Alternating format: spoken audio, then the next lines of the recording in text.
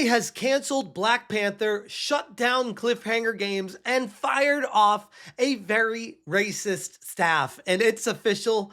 The world is healing. What's going on, guys? Welcome to another episode of Smash JT. Those of you who have been following the story regarding Cliffhanger Games for a while now might recall just how troubled this studio was from the start regarding their hiring practices and the people working there. Starting with Dani Lalonders, who was very forthcoming with, we'll just say, blatant racism that would typically get anybody fired from any job anywhere whatsoever, especially if it's public facing, trying to sell something to consumers and dividing a fan base. But for some reason, she didn't. You know, someone who came from Sweet Baby Inc., a hardcore racist, I know, imagine my shock, going to another game company and spreading that kind of rhetoric everywhere they went. A bad apple that can ruin the bunch. And at the end of the day, EA has no one to blame but themselves for the absolute catastrophe that this studio became and why they had to bring it to an end. JT. Hit that subscribe, give me a like, and check out smashjt.com for the full article breaking down how Black Panther has been canned alongside everyone who is working at Cliffhanger Games.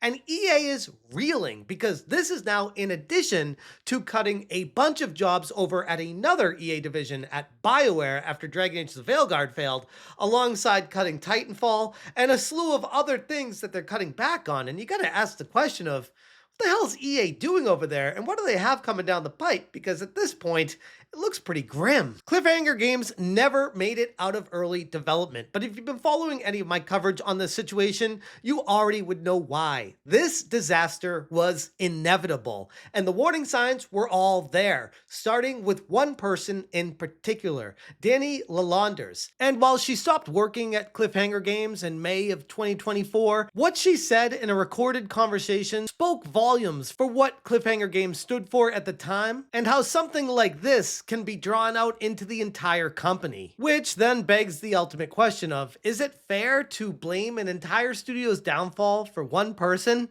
And the answer is, yeah, because if that one person is really as bad as you think they are, they could influence an entire group of people and destroy the environment at a game company. Trust me, I know, I used to work at one, and I understand how this all works together when you are on the ground level working with people at the studio. You need to make sure you all get along and understand the greater goal that we're all working towards. If there's one person that's pushing a weird agenda, it can completely derail the entire project. Because it is a very intimate workplace, putting ideas together and making sure you can make the best game possible. If you're dealing with someone like this, you're gonna run into some problems. I have a team of 21 right now for Validate. It's a pretty big team. It's a crazy big team for indie games. But who is your team? Validate has a team of mostly all people of color. We have no white people on our team. I did that because I wanted to create a safe environment.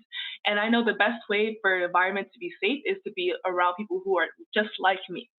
And I'm not saying that white people in the industry are creating unsafe environments. I'm not saying that. That is not what I'm saying. I am saying that sometimes it is hard to work with white people because they think that something made okay, but it was really a microaggression. And no one wants to deal with that while they're trying to make a game that they love. Yes, this is that very same Dani Lalonders that was bragging about openly being racist against white people. And for some reason, they didn't think being active with discrimination was something wrong. EA continued to employ this person for nearly a year before ultimately they left in 2024, according to their LinkedIn.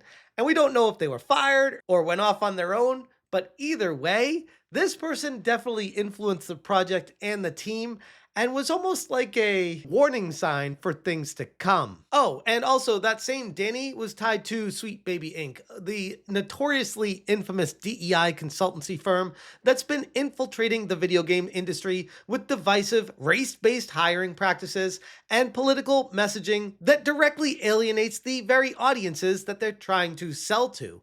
If EA had bothered to do even 5 minutes of research, or just listen to what I said months ago, they could have avoided this entire mess and saved themselves millions of dollars. But hey, you can lead a horse to water, and you can't make them drink it. And in this case, EA was their own worst enemy, bringing in very racist people, people that had an agenda, activists, nobody that actually cared about gaming to work on the Black Panther game. And well, look at the turnout and the results, and is anyone really shocked? But it's not just one person. Let's be honest, this studio was doomed by their own arrogance from Jump Street. A company like Cliffhanger Games that hires someone like Dani Lalonders is going to be hiring other people like that as well. People who have their own social media history. Senior writer Alexa Ray Correa publicly endorsed a tweet from Alyssa Mercante. Yes, that very same Alyssa Mercante that is currently suing me. And these people openly endorse each other because of course they do. They stick together. But what was the tweet that Alyssa said? Because, you're allowed to talk and support and like tweets from other people. People shouldn't be canceled for that. It couldn't be that bad, right? Well, Alyssa said, I don't support all gamers. Most of you are bigots. And Alexa Ray Correa said, need this on a shirt. Coming from someone working at a division of electronic arts, actively hating gamers, the very customers that you're trying to create a game to sell to, you don't like. I feel like there's a disconnect here. And let's not forget, this all comes on the heels of Dragon Age the Veilguard tanking in the court of public opinion well before the game even hit shelves. Early leaks, cringeworthy character designs, and over-the-top gender ideology turned off even the most hardcore of BioWare fans. Now EA is desperately trimming the fat everywhere, cutting down BioWare, canceling Black Panther, and now praying that their Mass Effect game can somehow salvage what's left of whatever credibility that they have. But even if Mass Effect becomes successful coming out of BioWare, what does it mean for the future of EA? And what kind of success would they need to hit for them to be like, all right, let's continue doing this? Because at this point, it feels like no matter what EA does with their branches under the umbrella companies that they have, nothing is working out.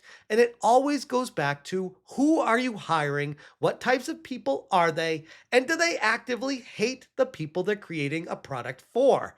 And every time it seems like the answer is, yep. Some of the other positions were hired for at Cliffhanger Games on LinkedIn. They said before joining Cliffhanger, development manager Courtney Henderson spent years climbing the ranks at Starbucks. Ultimately, though, her passion for games inspired her to pursue her dream job, and now she's got it. Learn more about her and her professional journey below. This was one month ago. Then they had 3 months ago. Cliffhanger is home to not one, but two Matt Allens, both of whom worked at Monolith before joining Cliffhanger during the studio's earliest stages, which those of you in the know would realize that Warner Brothers shut down Monolith a couple months ago. Ironically, now EA is shutting down Cliffhanger. And I don't mean to come across as too negative because, as with every game company, I'm sure there are very qualified workers that end up working at the company and suffering through it being torn apart by people who aren't qualified. But at the end of the day, this is kind of what you sign up for and why it's so important to work at a company that does a very good job at hiring and bringing in only the most skilled, highest qualified, and most professional people you can to make sure you don't screw it up for everybody else at the company. The clear translation in all of this, DEI games don't sell. They never did, and they never will. That in itself is a harsh reality that many of these DEI activists are having a hard time wrapping their heads around. Let's stop pretending that Dani Lalonders' comments were taken out of context, because there's no way any sane person could legitimately hear what she said and not know exactly what type of person this is in the workplace. People aren't stupid. She said what she said, and she meant it. And EA, by employing her and others like her, gave the middle finger to every gamer just looking for good stories and solid gameplay without lectures from these activists. And you gotta go back to, who is hiring these people? Who put those people in positions of power and authority to bring these people into the companies? Because when you are in HR, in a hiring position, interviewing processes are extremely important, and making sure you don't bring in one bad apple to ruin a bunch because, hey, we got to be inclusive. And if someone's crazy off the wall and batshit insane, It's okay because, I don't know, they're marginalized. So all the other insane shit that comes along with them should be accepted because, again, they're marginalized. So if you don't accept the insanity that they bring along, you're just a bigot. Clearly, that's how this works. Well, no, because now when you bring these people in, they can't even work on a game to the point of getting it finished. Never mind if they can get a game finished, it's rejected by the entire game community over and over and over again. So you can get mad at the customers and the gamers all you want, but at the end of the day, if you aren't creating a product that people want to buy, your company is going to fail because what you don't provide, other companies will, and we are seeing that right now, specifically in the AA industry, looking at Clair Obscur Expedition 33 as Exhibit A for all of this, but there's also other games like Atom Fall and tons of others coming down the pipe right now that are fantastic experiences competing directly against these AAA games and eating their lunches. And these game companies have no one to blame but themselves when they lose. Anyways, I'm going to leave it there. If you guys want more information, check out smashjt.com for the full article breaking down how Cliffhanger Games is no longer. EA has now shut down yet another division under their massive umbrella, headed to the graveyard of many other companies that have come before, and knowing EA, many more soon to follow. And nobody should be surprised at this point. If you guys appreciate what I'm doing, hit that join button. Thank you so much for watching, and as always, you stay smashing. Smash, change,